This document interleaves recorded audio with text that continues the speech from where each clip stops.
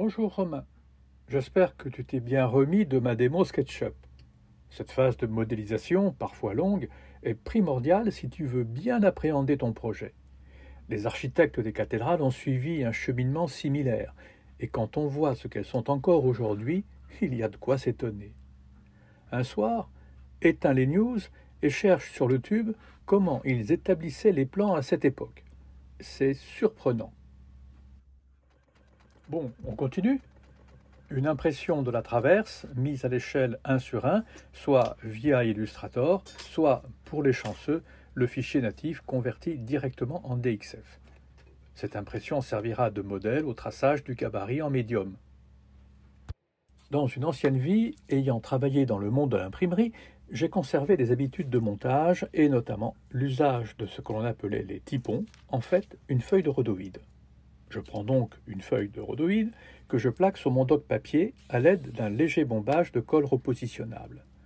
Découpe au stylet de la forme et j'obtiens deux morceaux. Le premier, le négatif en quelque sorte, me sert de pochoir pour le report de la forme générale sur le médium grâce à un coup de peinture en bombe.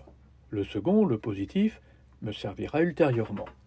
Reste à chantourner la forme au ruban de la 4004, mais auparavant, changer la lame de 25 pour une de 10, plus souple dans les courbes concaves. Oh, fais attention, t'as pas l'air d'avoir la bonne méthode. Tiens, regarde le tour de main. Facile, non? Allez, je te la refais. Bon, c'est Jérôme, mon affûteur. Il a intérêt à savoir s'y prendre, lui. Tiens, je constate que t'as mis les gants cette fois-ci. C'est mieux. Mais, question manip, tu peux mieux faire. Heureusement que la mise en place et les réglages sont faciles. Les guides en céramique de centrage et de butée produisent un bon maintien de la lame. Et la jauge de tension en fonction de la largeur de cette lame évite de se tromper, ce qui aurait pour conséquence soit de couper de travers, soit de rompre la lame.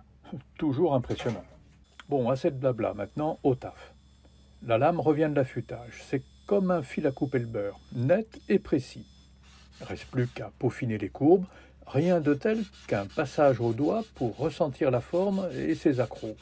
C'est important car le roulement de la fraise les reproduira immanquablement. Ce gabarit médium a trois fonctions. D'abord, l'imposition sur le plateau de noyer US, pratique afin d'optimiser les coupes et surtout d'éviter les éventuels défauts. Précaution d'évidence, examiner les deux faces du plateau car il n'a pas été avivé. Attention à la position en symétrie des traverses, donc 2 placements en mode recto et 2 en mode verso. Deuxième fonction, le guidage de la fraise à copier pour chantourner les 4 traverses de noyer sur la toupie. Bien entendu, une défonceuse sous table produira le même résultat. Retour à notre morceau de rhodo, le positif. Il correspond à la traverse à proprement parler. Avant de le séparer de la partie pochoir, je découpe le tracé des alvéoles en forme d'ombelle.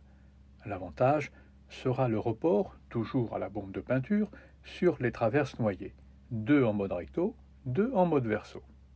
Attention à ne pas déchirer le rhodo lors de l'échenillage.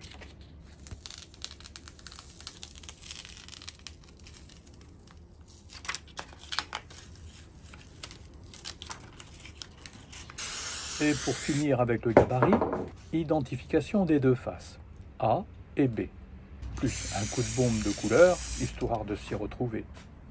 Et voilà Romain, t'as pas l'impression d'avancer avec mes histoires de 3D puis de gabarit, et pourtant tu verras dans le prochain épisode à quel point ils rendront service. Chantournage des traverses, détermination des tenons, report du dessin des alvéoles, là on gagnera du temps. Au fait, c'est bien les 21, 22 et 23 octobre, tes journées portes ouvertes Felder à ton agence de Saint-Quentin-Fallavier. Ah, tu me rassures. Je note ça sur mon agenda. À bientôt donc. Salut Romain.